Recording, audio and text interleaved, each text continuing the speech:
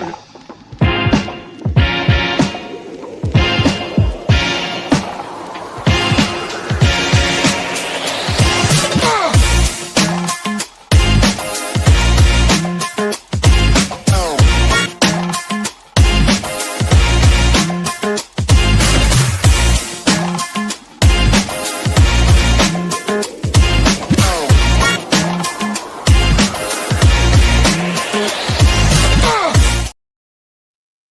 Hey, I'm Candid Frank. He's Aaron William Freeland, and this is Maple Leaf Talk. The red maple leaf, like the one behind me in the color that I'm wearing.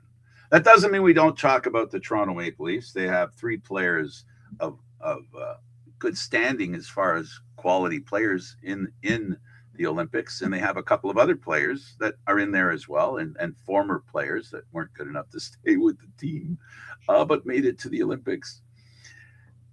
Hi, Aaron. Hi, Frank. All right, so let's. What's new with you? Not a whole heck of a lot. There's a new barber shop that opened in my neighborhood strip mall. I had a chance to give them some of my patronage this weekend, so that was fun. Can you give me a close up because I can't see the hair? Where is it? Oh, there is hair there. Barely. They cracked it back for me in short order. They offer a price for buzz cuts, so I went for one of those. What was the buzz cut? $10? $18.90 plus Holy tax. shit! I get. Well, it's because I'm old and I don't have a full head of hair, so I guess I pay the same kind of price. It's a senor. I pay the Mexican price, the senor price. Ha! Very well done, sir. All right. So what's this? Nylander expects Sweden to do what? Well, Nylander kind of figures that things are going to be tough. Because Sweden beat Latvia today, all three Toronto Maple Leafs are going to be going head-to-head in a do-or-die game. That's going to be Austin Matthews playing against Nylander and OEL. It's also the first time those two teams will face each other since the Four Nations face-off in February last year, aside from the 2025 World Championships, which none of the three Maple Leafs actually played in. It won't be the first time Matthews and Nylander have played each other in international competition, though. Despite several opportunities to go against one another in the World Juniors, the World Champions, and the Four Nations face-off, the last time Nylander actually played against Matthews was way back in the Under-18 Worlds in 2014, where the United States beat Sweden 4-1 in that. Sweden did beat the States 2-1 in the Four Nations face-off, but at that point in time, Matthews was absent because he was resting a lingering injury. They didn't play each other in the 2015 or 2016 Worlds. Nylander played part of one game against Switzerland before his tournament ended due to a concussion. So, they overcame Latvia rather handily.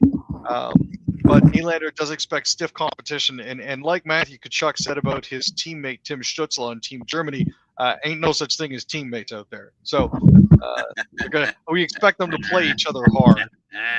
That's what we love about hockey, and it's what we know about lacrosse. For those of you that love lacrosse, it is what it is. You don't always play with the same players. There's a different season, a different event, and you get to know them really well.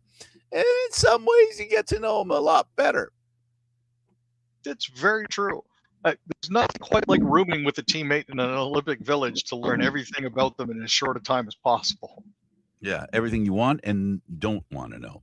Exactly. How loud does he snore? Because that was the OEL Nylander thing that was an issue. That Nylander was apparently very messy. There you go. Okay, let's talk about Matthews, and I've been one of the critics, that has said he hasn't spent time, being on the positive side of his play when it comes to key games. Every Olympic game is a key game, but to your point, the next game's going to be even more because it's one and done. Yeah, this is where things get really interesting. Now, Team USA beat Germany 5-1 in their final preliminary game of the tournament. That win secured Team USA a ticket to the quarterfinals as the 2 seed, behind Canada due to their plus 17 goal differential. Team USA's goal differential is only a plus 11. Matthews scored 2 of the USA's 5 goals and recorded an assist in Sunday's win. He also assisted on the first goal of the game to put the United States ahead late in the first period. Entering these games, Maple Leafs and Team USA fans were keen to see how Matthews would perform in best-on-best action after dealing with an injury throughout the Four Nations face-off last February. It took a little time for him to ramp up earlier this season, but since January 1st, Matthews has had 11 goals, tying him for the second most in the NHL during that time frame. And as it currently stands, with the points that he's had so far, he's busy leading Team USA at this point. He's got 3 goals and 5 points through 3 preliminary games against Latvia, Denmark, and Germany. But, you know, they've got Sweden. Sweden, in its own right, is actually one of the stronger teams in the Olympics. Now, Latvia did put up a strong fight despite losing 5-1 to the U.S. in their first game of the tournament. They didn't necessarily have the same firepower Sweden has, but and this is an interesting trend. I don't know how closely you've been following a lot of these scores, but a lot of the games are ending up 5-0 or 5-1, which I think is rather interesting. I think it has to do with the expanded format.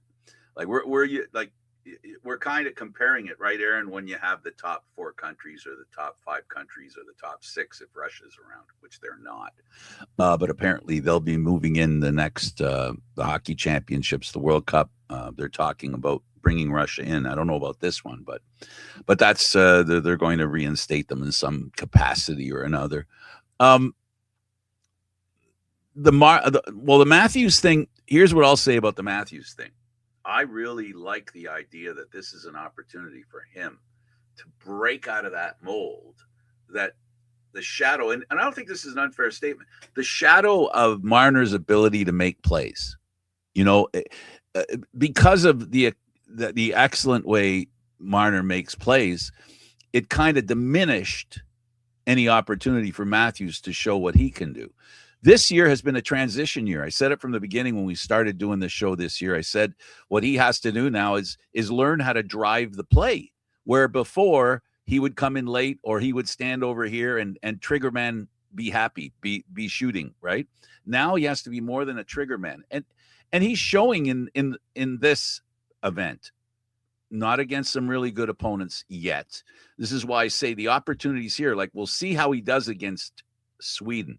Because at the end of the day, he really does have to repair his image when it comes to playing the important games. Anybody who doesn't think that is not paying attention. So, folks, now's the time to pay attention these next games to see what kind of player Nylander can be, and if they're Matthews can be, as well as Nylander for that matter, and then see if they can make the playoffs. So this is a good opportunity for them to show what they can do, Aaron, and I look forward to the opportunity. Oh, 100%. And another big factor in that is going to be for the Marlies as well, because of the fact that they're entering a stretch run here, and the Marlies are entering a stretch run looking for a position in the AHL playoffs. Their win yesterday against Laval, this is an opportunity for players like Dennis Hildeby to reestablish themselves. This is an opportunity for Aksiomov to establish himself as well after having played in the AHL All-Star game. Bo Guru is going to have an opportunity potentially as well. Logan Shaw is going to have a chance to prove himself, not to mention I think Marshall Rafai might potentially get a second look as well on the Leafs defense. The Marlies have been learning from winning tight games. At the end of the day, players can only control what they can going over the boards. But with Treliving in attendance and 13,000 people watching at the Scotiabank Arena on Monday, it was an opportunity for a lot of the players to showcase what they've got. And I think they did a very good job of that. And the opportunity that presents itself is the tight schedule, which leads to a lot more injuries, more than normal, which everybody understands, which means the opportunity for players who are on the second level of the team, in other words, not starters and not ones up here, they get a chance to maybe show what they can do. And that opportunity will come at a moment's notice. So they've got to be on top of their game all the time so that when they eventually do, it'll be good. And the reason the next story, Aaron, is about the Leafs, and are they going to be in crisis mode after the Olympics? The fact is, there's a contrast going on. Many of us think this could be a down year for the Leafs where they may need to be sellers, right? But we're hearing from the upper brass of the Maple Leafs that they don't want to give up playoff gates. And this is the thing I'll say. They've given up a ton of playoff dates because they didn't put a team together that could make a run.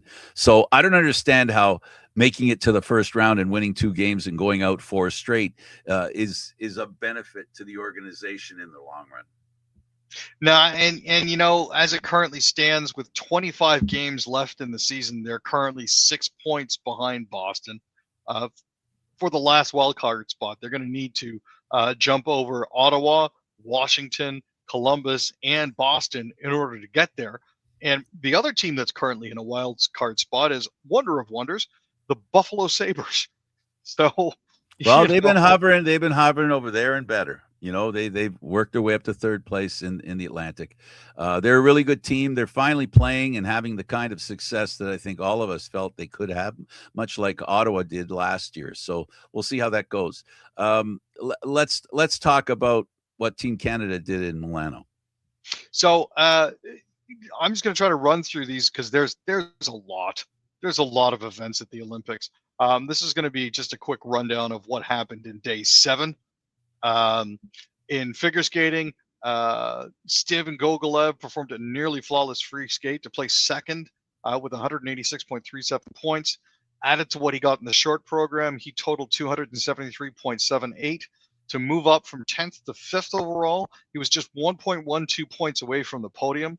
That's their best Olympic result in men's singles since Patrick Chan in Sochi in 2014. Team Canada managed to secure a top spot in Group A with a 5-1 win. There it is, over Switzerland. Logan Thompson made his first Olympic start and had 24 saves in the win. In the long track, Ted Jan Blumen had a beautiful goodbye, competing one last time in front of his wife and kids. After his 9th place finish in the men's 10,000, he took a lap around the oval to bid farewell. Tom Stephen finished 9th in the men's 10-kilometer freestyle cross-country skiing race. He's never cracked the top 20 in an individual event in the FAS World Cup circuit. In curling, Team Jacobs is now 3-0. They got 2 wins on Friday. They started the day with a 6-3 win over the States and finished off with the 8-6 win over Sweden, which led to Cheatgate and Pokegate. And snowboard, Audrey McManaman was eliminated in the 8th finals of women's snowboard cross, ranking her 17th overall. Adam Runnels was the top Canadian in the men's 10-kilometer sprint biathlon, finishing 31st. Zach Connolly placed 48th. Logan Plutz was 55th, and Jasper Fleming came 80th. After 2 runs of skeleton, Jane Channel was in 15th. Hallie Clark was sitting 20th. Their final runs were on Saturday.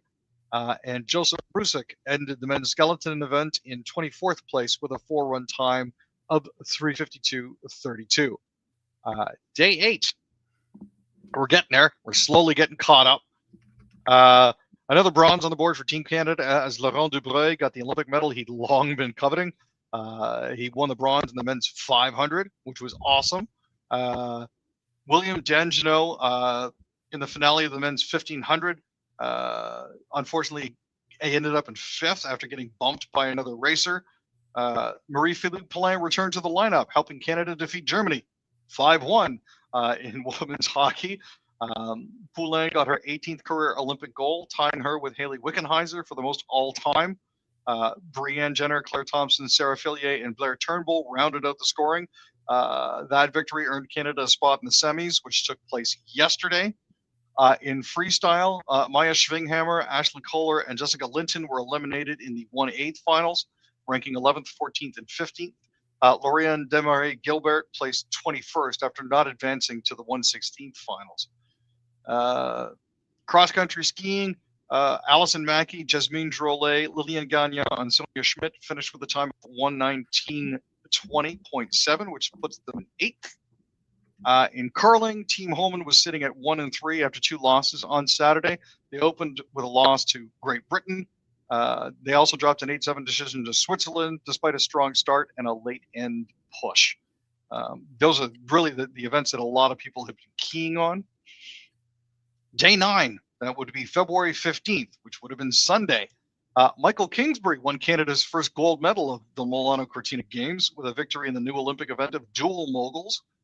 He was competing against Takuma Horishima. Kingsbury was able to celebrate before even completing the run, as Horishima was unable to attempt his second jump after losing control of his turns. Leah Pereira and Trent Michaud put up a personal best of 74.6 to rank third in the short program of the pairs event. They free skated on Monday. Hockey, Canada dominated France 10-2, which is a multiple of 5-1 for the final in the preliminary round, earning a bye through the quarters. 9 different players had goals for Canada, with 19-year-old Magnus Albrini scoring twice. Important to note here, the player that Tom Wilson fought, Crinon, was actually banned and removed from the tournament by Hockey France for his part in the fracas after elbowing Nathan McKinnon in the head, which was only 2. A lot of people thought it should have been 5, but it is what it is. He didn't get punishment. He got punishment from his team. They felt that his behavior towards the fans as he was leaving the rink was not sportsmanlike, and so they decided to punish him. Yeah, so as a result, he was held out, and he's out for the Olympics. He's not. Yeah, he's out for the remainder of the Olympics. So there's that too. I mean, you expect them to play physical, but unfortunately, it didn't quite work out to the best. So it is what it is. I don't think players are allowed to grab a guy's helmet, his ear. I don't think they're allowed to grab the strap. No, in general, you're not allowed to. So. Right? Yeah, and that's what he did. He dragged him to the ice holding that strap. And then he removed his bucket after he was on the ground. Yep. Which I thought was a little extra. Yep. And finally, day 10, Family Day, Monday. Megan Oldham won Canada's second gold medal of the games and her second medal of these Olympics as well, taking the victory in women's ski big air.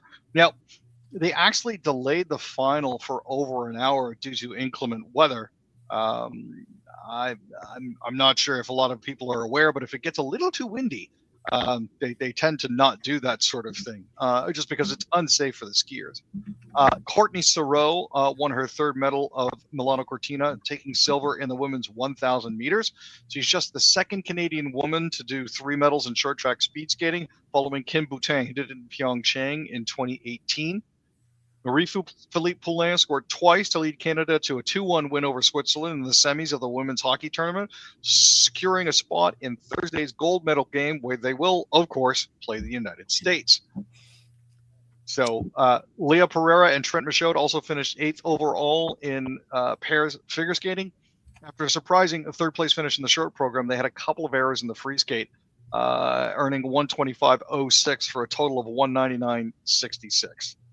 Talk to me about the Red Blacks. Let's go to the Canadian Football League. We can certainly do that. The Red Blacks have signed 4 players, including American receiver Cade McDonald. The most recent signings were American receiver Cade, global offensive lineman Nuruddin Nouili, American receiver Matthew Sexton, and American running back Jaquez Stewart. McDonald more recently spent time in the NFL with the Browns after signing with the club as a free agent. Nouili spent the last 2 seasons with the Alouettes after being picked by the club in the 7th round, 18th overall in the 2024 Global Draft. Sexton spent time in the NFL with the Dolphins, Patriots, Falcons, Chiefs, and Steelers. He also spent time in the UFL with the Vegas Vipers and San Antonio Brahmas. Stewart most recently spent time with the Eagles and Buffalo Bills. He played 58 games over 6 seasons at the University of Toledo, registering 1,904 yards on 365 carries. Absolutely. Let's talk about the Elks, and they released an offensive lineman. Yeah, they released Martez Ivey.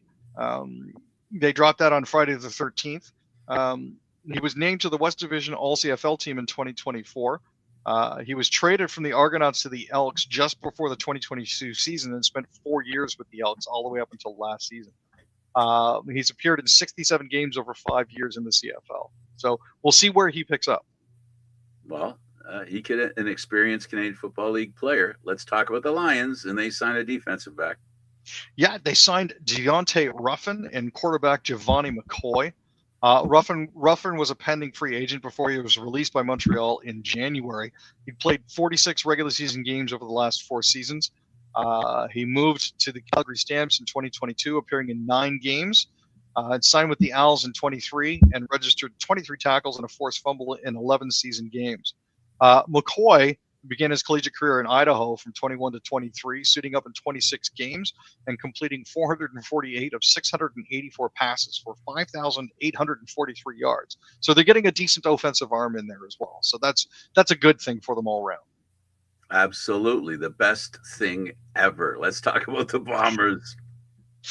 They've signed American defensive back Robert Javier and American wide receiver Jamoy Mays.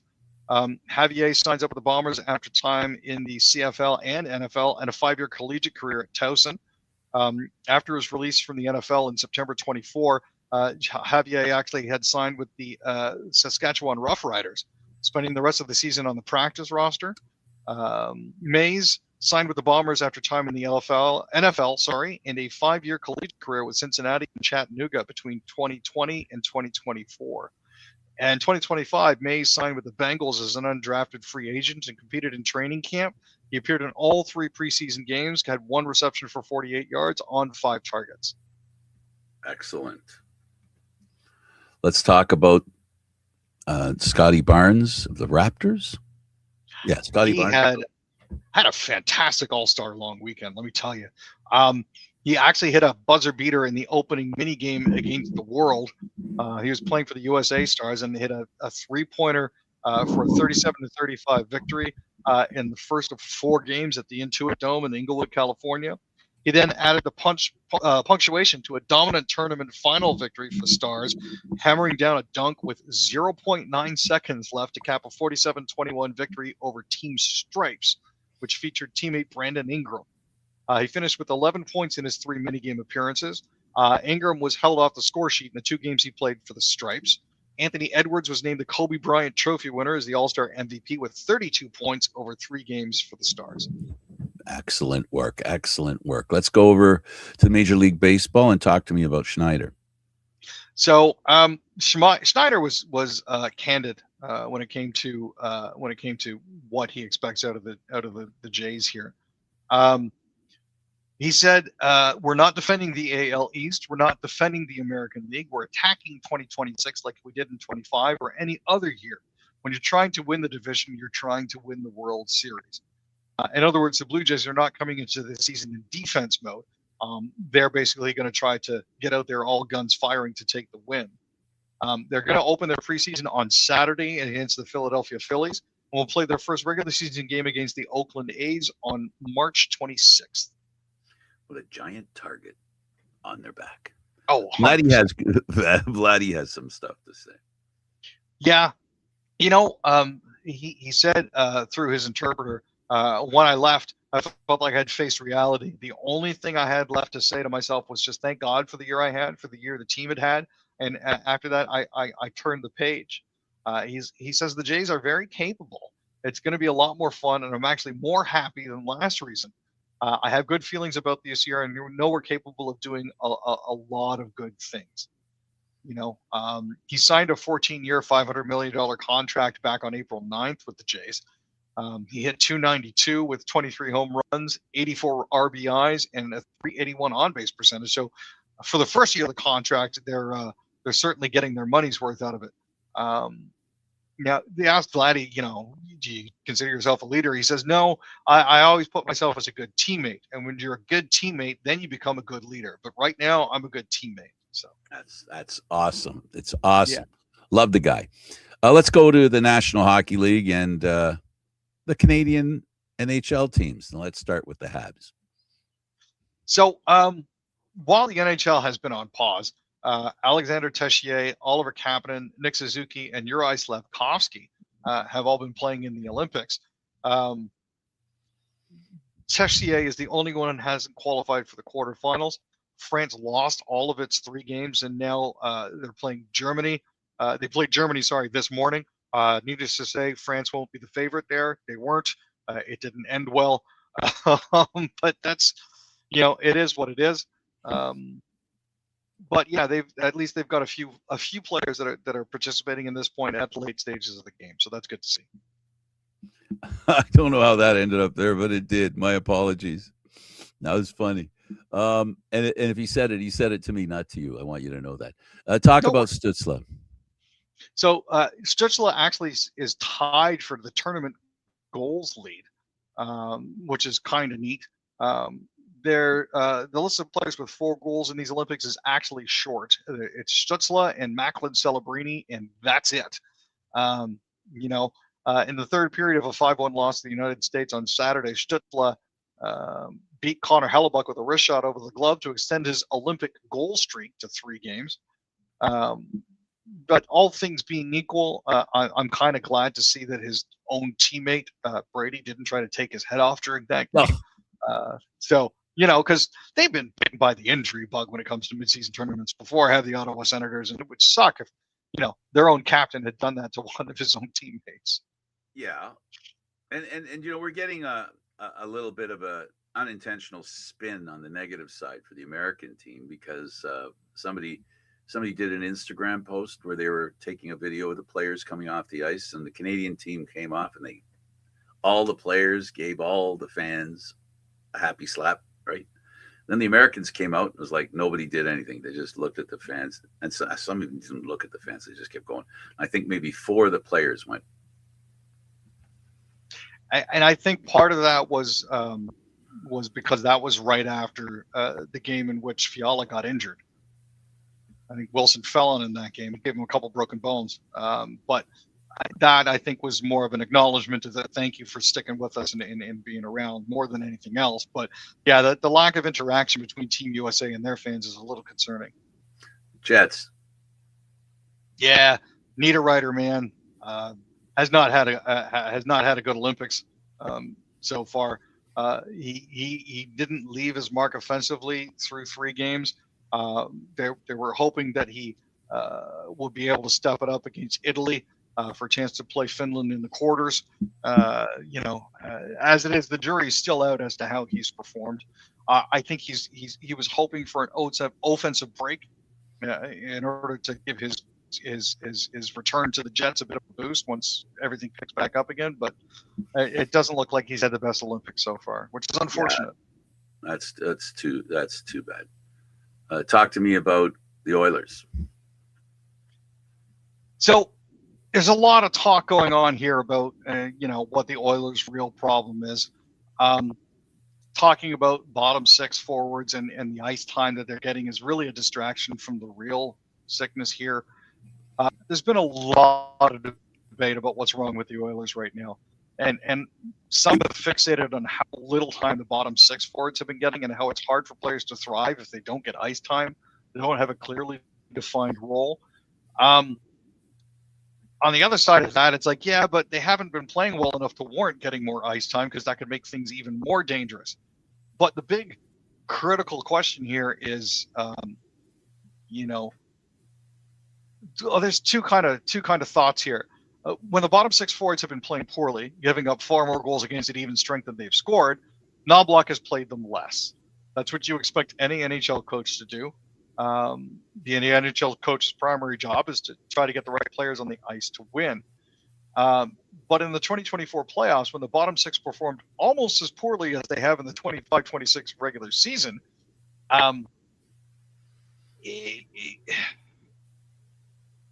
they haven't been that much worse than the bottom 6 in the playoffs. It's difficult to define exactly where the wheels have fallen off for the Oilers when it comes to this sort of thing, but they're sitting at 2nd in their division with 1 more point than the Maple Leafs, and it kills me. Hey, look, the Oilers' expectations, right, are really conflicted with, because of the 2 Stanley Cup final visits and neither a victory. They are in in an emotionally tough position as far as I'm concerned. They got to get back there again. They can get back there. No team with the best player in the world and the second best player in the world on it is going to not be considered to make it through. I hope they do on that side. I hope if they don't, another Canadian team does. But right now, this year, it's a little, we're a little short shrifted as Canadians as far as the Western Division is concerned. I mean, even the Eastern Division this year, unlike last year, there were a lot of teams that made the playoffs from Canada. This year, not so much. Did we do something on the Flames? We didn't. Let's do it.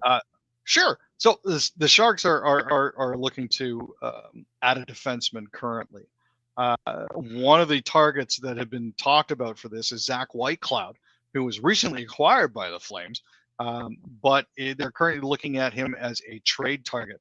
I mean, it's understandable. The Flames are rebuilding, and he's a 29-year-old defenseman, which has the potential to get them a nice return.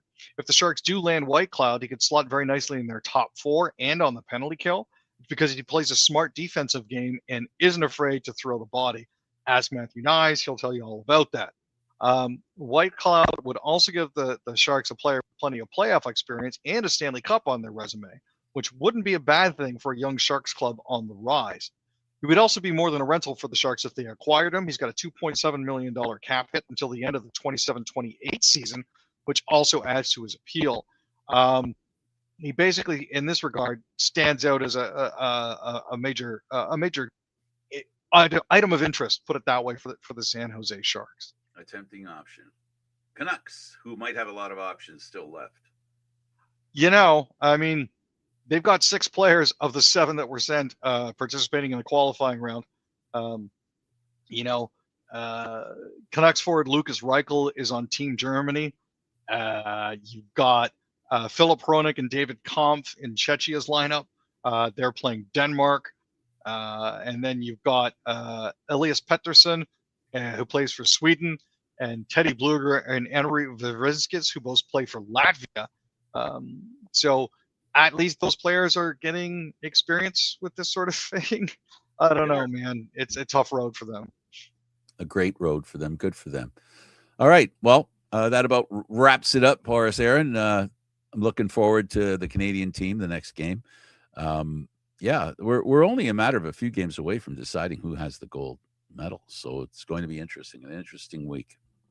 Well, I'm certainly hoping Canada will be able to add to their gold medal haul after getting themselves up to 3 over the course of the past weekend. So we'll see where it goes, and we'll have more information for you on Thursday evening. Go Canada, go. Go Canada, go. That's all I got.